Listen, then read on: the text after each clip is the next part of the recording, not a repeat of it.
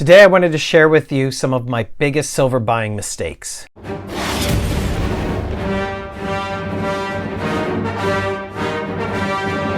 How you doing, everybody? Welcome to Empire Precious Metals. Stormy here. I hope you're doing well. Thank you so much for tuning in. So today I wanted to share with all of you some of the biggest silver buying mistakes that I made. And I'm not talking about mistakes like buying capsules for silver eagles and stupid things like that. I'm talking about silver that I knew I should have bought massive quantities of and just didn't. And now I really regret not buying these silver items. So hopefully that, you watch this video, you will take away some things that you should be keeping an eye on and possibly learn from the mistakes that I made. Now, if you're like me, every once in a while, I do like to wallow in some of the mistakes that I've made in the past. And this is one of those opportunities that I get to do this with you. So why not? Let's take a look at all of Stormy's fuck-ups. So these are not in any particular order. I did write them down. I'm going to talk about one of the items on the list is the Batman coin. Now, the Batman coin was released about a year or 2 years ago. This is the DC Justice League answer to the Marvel series. The thing with these Justice League coins is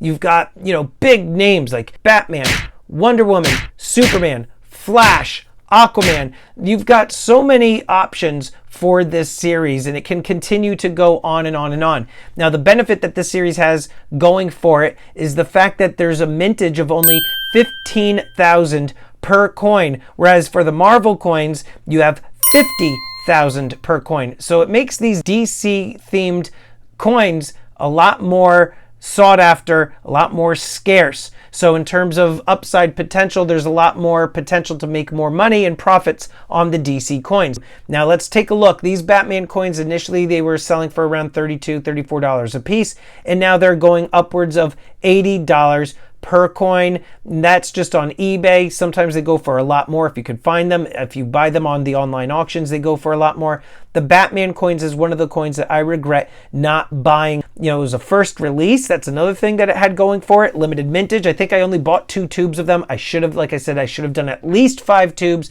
Big mistake. Lost opportunity is what it is. Let's move right along. In the same vein as the Batman coin, a big regret that I have is the Spider-Man coins. The Spider-Man coin also was the very first release in the Marvel series, 50,000 mintage. These were initially selling for the high $28, $29 range to the low $30 range. Now let's take a look at these. These are going for upwards of $155 to sometimes to $200 per coin.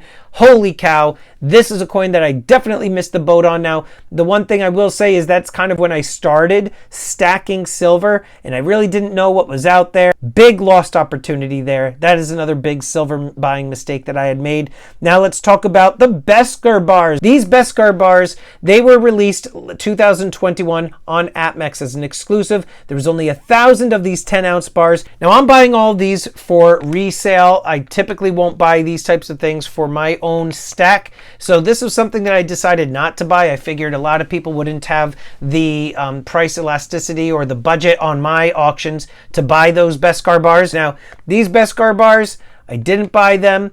And now look what they are going for. They're going upwards of $1,000 a piece. So if I spent $400, I could have more than doubled my money. That's another big silver buying mistake that I had made. I wish that I didn't make that mistake. So what did I do? I ended up buying these for the 2022 release. Now they upped the ante. They increased the mintage to 3,000, and I still ended up buying at least 5, maybe 7 of them, and I still did well on them, but my big mistake was not buying the one that was offered in 2021, the first release. Another big silver buying mistake that I made is the Horseman of the Apocalypse. Now, the Horseman of the Apocalypse was not a coin, but it was a round that was released mainly on JM Bullion and Providence websites. Now, this round was very popular, but it was only around $25 to $26 per round. And at that time, I wasn't into the buying and reselling of silver. I was just buying to collect. And obviously hindsight being 2020, holy crap, I wish I had bought a lot of these, because now those silver rounds, they are going for upwards of $65 a piece. So you could have essentially tripled your money, or I could have tripled my money, had I purchased a whole bunch of them at that $25 to $30 range. Actually, that would have been doubling my money. And also, along with that comes the Horseman of the Apocalypse bar. Now, this was a big mistake, also a miscalculation, because these bars were being sold, I remember, for $270. You're talking $27 an ounce. There's no mention anywhere as to how many were actually being minted. I don't even know if they have the exact mintage. I don't think Provident has an idea as to how many they minted, but that was a major misstep on my behalf. I bought a couple and I sold them on my auction and I made my money on them, but they are going now for around $425. So again, a good amount of profit to have been made on that bar. Again, hindsight being 2020. If I knew then what I know now, I would have bought at least 10 of those, maybe even more, who knows, but that was a major missed opportunity.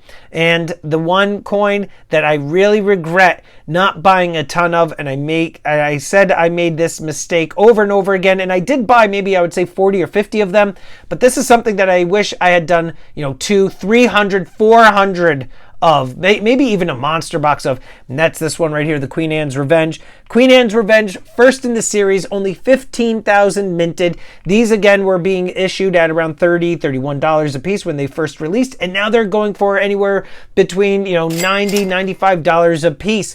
Could have tripled my money on this sucker. Now, like I said, I bought 50 of them, and so that's still pretty good, but I seriously wish I had bought more and thought super long term. So what's the purpose of all of these examples for all of you? Yes, I want you to learn from some of the mistakes that I made. If you're ever thinking about buying to resell, there's a couple things that you need to look for, and I will get into that in another video.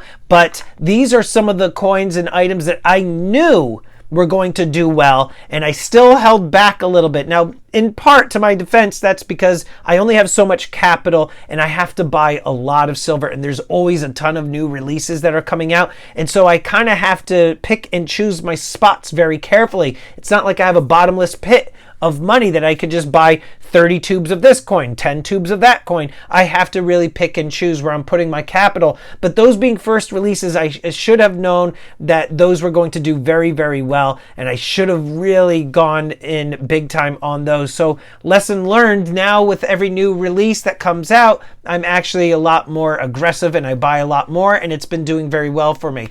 But the other thing too, what is the other thing that I was going to mention?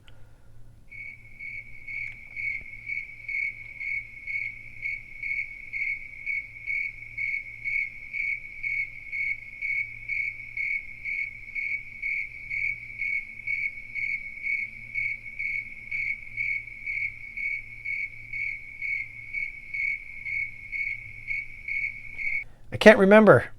Holy crap, I'm getting old. What the hell was I going to say? Oh, okay, I remember what I was going to say. Okay, so here's the thing. Here's the takeaway from this. Aside from those coins and bars that I missed out on, or actually I didn't buy enough of, one of the things that you should consider is if you are looking to buy and resell silver to make extra money, you can do it very easily through YouTube, Instagram. But if you are thinking about buying a particular coin or a round and you know that it's going to be a hit, okay, you know it's a big release, it's got a lot of hype behind it, and it's going to be long lasting, like, the Marvel series or Star Wars coins, etc. When you are placing your order and you're about to place your order, make sure whatever that order is, that you actually double, if not triple, that particular order. It's going to sting, because you have to shell out the cash, or you're going to be putting it on your credit card, whatever it is.